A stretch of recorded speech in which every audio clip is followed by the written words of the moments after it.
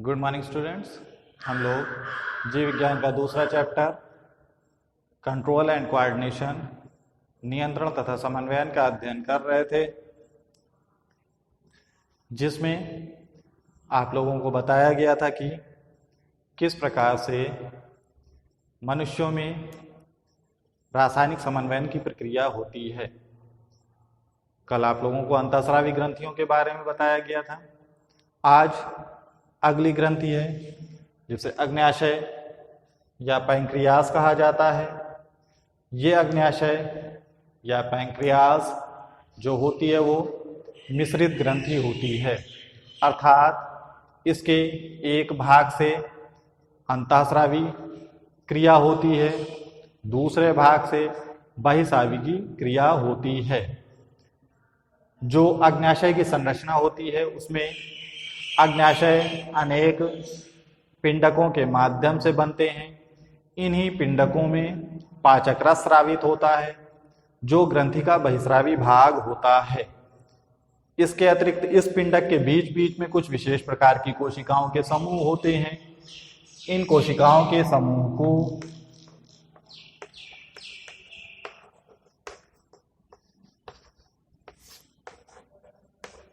Langerhans के द्वीप कहा जाता है।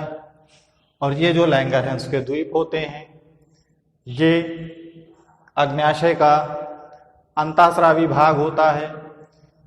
इस लैंगरहैंस के द्वीप से 3 प्रकार की कोशिकाएं बनती हैं या 3 प्रकार के भाग बनते हैं, जिनमें सबसे पहला भाग होता है अल्फा कोशिकाएं, दूसरा भाग होता है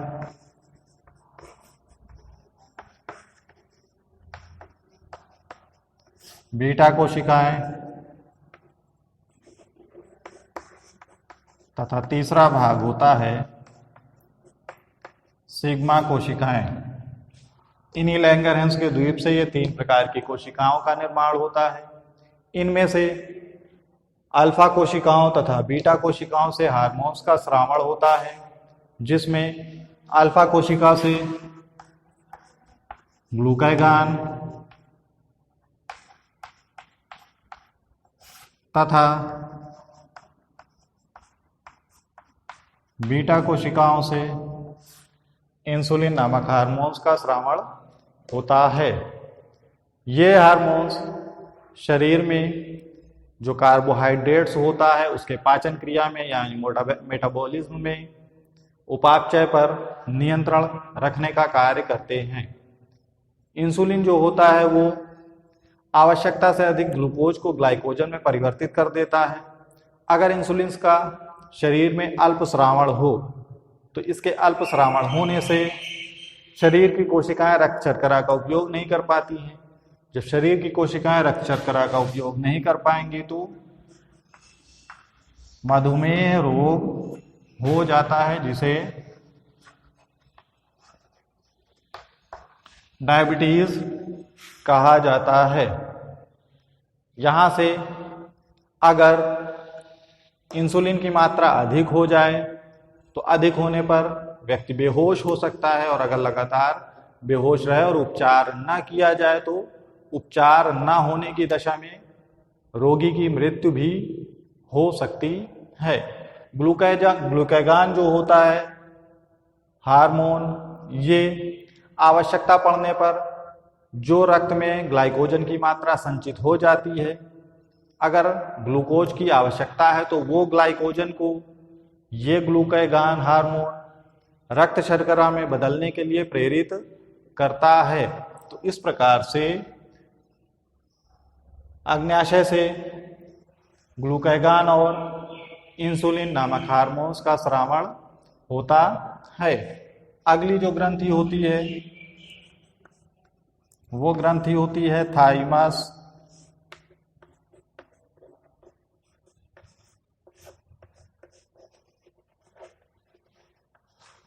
ग्रंथि, या इसे थाइमस ग्लैंड भी कहा जाता है।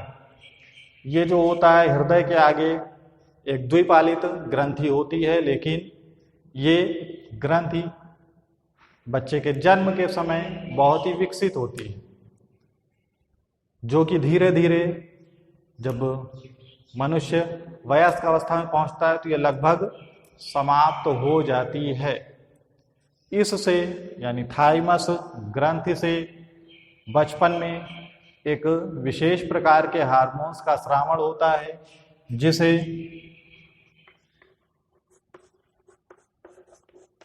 थाइमोसिन हार्मोन कहा जाता है। और ये जो थाइमोसिन हार्मोन बचपन में यानी बच्चे के जन्म के समय थाइमस ग्रंथि से स्रावित होता है।